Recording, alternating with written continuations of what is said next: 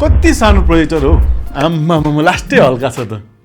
लौ प्रोजेक्टरको हाइट त फोन जतै पो रहेछ त कस्तो अचम्म यो प्रोजेक्टर जता फर्काएर आए पनि वालमा चाहिँ फ्रेम चट्ट मिलेरै आउने लो हेर्दा कस्तो फुच्चे लाए पनि पुरा साउन्ड त पुरा डल्बे अडियो नै रहेछ त यसमा ल यो प्रोजेक्टर त पावर ब्याङ्कले पनि चल्दो रहेछ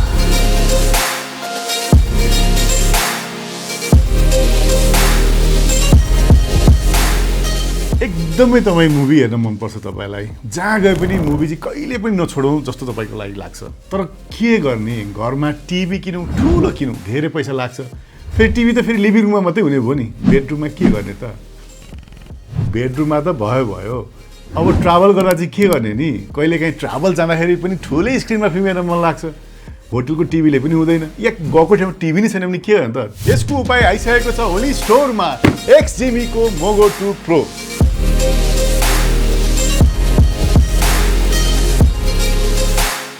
हेलो एन्ड नमस्ते तपाईलाई ओली स्टोर पीटी च्यानलमा स्वागत छ म लोकेश आज फेरि तपाईहरु अगाडि XGIMI को नयाँ मोडल त्यो पनि भर्सन 2 MoGo Pro लिएर आएको छु अब यसको कुरा गर्नु पर्दा नि यो वास्तवमा पोर्टेबल भने पनि हुन्छ यसलाई हेर्दा एकदमै सानो हल्का साइजको भएको यसलाई तपाईले सजिलैसँग आफूसँग भएको पावर बैंकबाट पावर दिएर यसलाई चलाउन सक्नुहुन्छ यसको मतलब पोर्टेबल नै हो अब आउँ यो बट्टा भित्र यो XGIMI को यो प्रोजेक्टर कस्तो छ यसलाई खोलेर हेरिहालौँ कत्रो छ हेर्दा त बट्टा तपाईले ठुलो लागे पनि तर वास्तवमा यहाँ भित्र भएको प्रोजेक्टर मलाई पनि हेर्न आतुर भइरहेको छ अब आउँ यसलाई सरर यहाँ प्लास्टिकलाई काटेर हेरिहालौँ र सबैभन्दा पहिला मैले यसलाई वरिपरि भएको मजाले प्याक भएर आएको चिज छ यो यसलाई म काट्दैछु माथि टपमा हेर्नुहुन्छ भने प्लास्टिक छ यहाँ सिल पनि गरेको रहेछ चट्ट म लुकाइदिएँ र यसलाई मैले अनबक्स त भइसक्यो तर सबैभन्दा पहिला माथि तपाईँले एउटा कालो रङको कागज पनि देख्नुहुन्छ यसमा चाहिँ नेटफ्लिक्स इन्स्टलेसन गाइड पनि रहेछ यसको मतलब के हो भने यसमा नेटफ्लिक्स पनि जोड्न मिल्ने रहेछ है र त्यसपछि हेर्नु यो साइडमा एउटा बक्सा छ यो बक्सामा के रहेछ हेरिहालौँ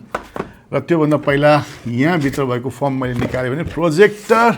मेरो हातमा परिसकेको छ र यसो प्रोजेक्टरको साइज हेर्दा हामीले कता हामीले जुन ब्रेड स्लाइस नहेरेको ब्रेडको साइज जस्तो चाहिँ हामीले देख्छौँ र हल्का पनि त्यस्तै हल्का छ एकछिन यसलाई साइड राखौँ पहिला यो बट्टाभित्र के आएको छ अरू त्यो पनि हेरिहालौँ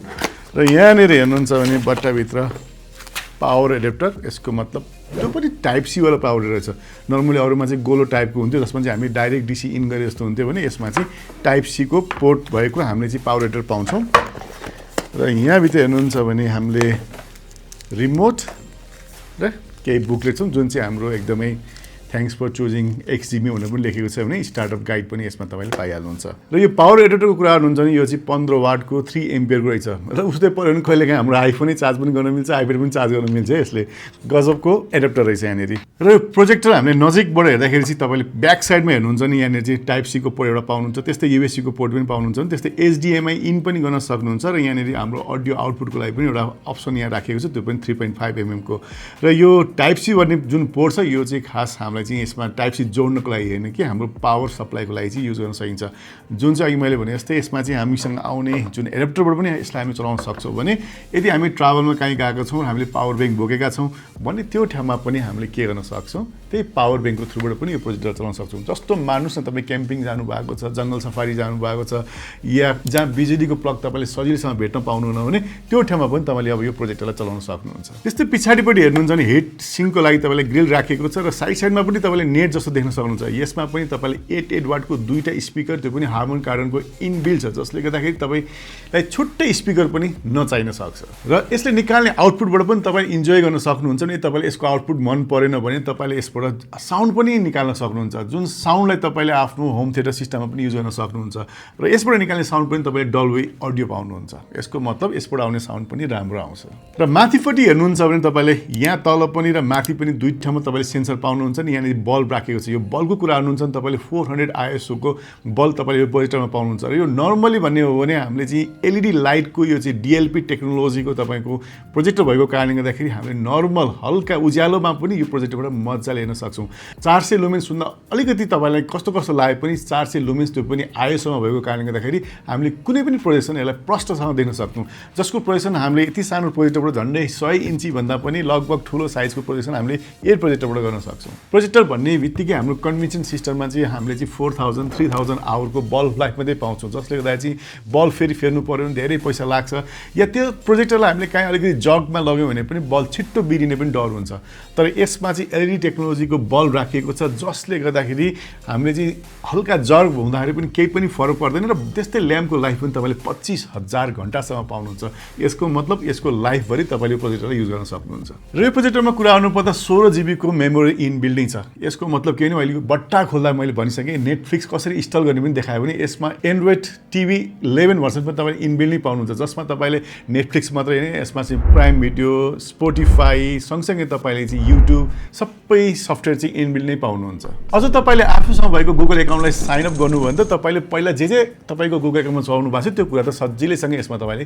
पाउन सक्नुहुन्छ। र यो प्रोजेक्टरमा तपाईँले 1/4 इन्चको चिप्स 1 त्यो पनि DMD टेक्नोलोजीको तपाईँले पाउनुहुन्छ, जसले गर्दा प्रोजेक्सन गर्दा ब्राइटनेस त एकदमै राम्रो तपाईँले पाइ नै हाल्नुहुन्छ। भने यसमा अझ अर्को राम्रो फिचर के छ भने यो प्रोजेक्टर तपाईँले कुनै पनि एङ्गलमा राखेर आफ्नो भित्तामा मजाको 16:9 को रेसियोको फ्रेम सजिलैसँग पाउन सक्नुहुन्छ, जसको लागि चाहिँ यसको किनोट यता राखे पनि या सिधै राखे पनि बाङ्गो राखे पनि आफ्नो फ्रेम चाहिँ तपाईँले सोलिडै पाउनुहुन्छ। यो प्रोजेक्टर सानो भए पनि यसले फुल एचडी पनि सपोर्ट गर्छ। साथसाथै तपाईँले कुनै पनि स्क्रिनमा मजासँगले तपाईँले 16:9 को रेसियोको फ्रेम पाउनुहुन्छ। साथसाथै तपाईँले यसले अटो जुमिङ र अटो करेक्सन मिलाउने भएकोले कुनै पनि तपाईँको फ्रेम या कुनै पनि वालमा तपाईँले प्रोजेक्सन गर्न केही पनि गाह्रो हुँदैन। साथसाथै तपाईँले यसमा